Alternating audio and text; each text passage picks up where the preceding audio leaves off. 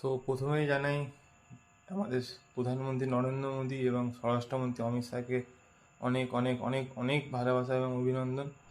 আমাদের ওয়েস্ট বেঙ্গলটাকে তৃতীয় বাংলাদেশ হওয়া থেকে বাঁচিয়েছে, এটার জন্য আমি অনেক কৃতজ্ঞ। এবং আমাদের বীজপুরের হতে যাওয়া আর কি মানে ভাবি এমএলএ, ভাবি না অ্যাকচুয়ালি হতে যাচ্ছেন আমাদের সবার দ্বারা সুদীপ্তদা, তো তাকেও অনেক অভিনন্দন।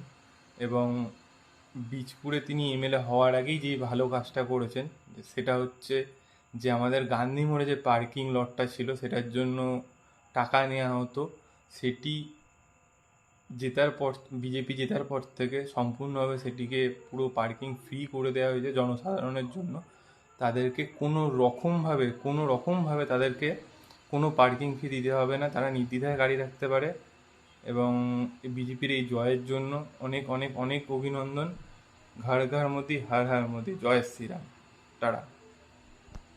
তো প্রথমেই জানাই আমাদের প্রধানমন্ত্রী নরেন্দ্র মোদী এবং স্বরাষ্ট্রমন্ত্রী অমিত শাহকে অনেক অনেক অনেক অনেক ভালোবাসা এবং অভিনন্দন।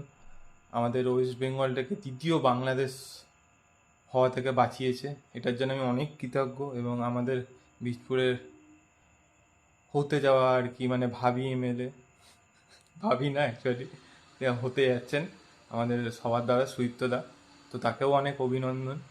এবং বীজপুরে তিনি এমএলএ হওয়ার আগেই যে ভালো কাজটা করেছেন সেটা হচ্ছে যে আমাদের গান্ধী মোড়ে যে পার্কিং লটটা ছিল সেটার জন্য টাকা নেওয়া হতো, সেটি জেতার পর বিজেপি জেতার পর থেকে সম্পূর্ণভাবে সেটিকে পুরো পার্কিং ফ্রি করে দেওয়া হয়েছে জনসাধারণের জন্য। তাদেরকে কোনো রকমভাবে তাদেরকে কোনো পার্কিং ফি দিতে হবে না, তারা নির্দ্বিধায় গাড়ি রাখতে পারে। এবং বিজেপির এই জয়ের জন্য অনেক অনেক অনেক অভিনন্দন।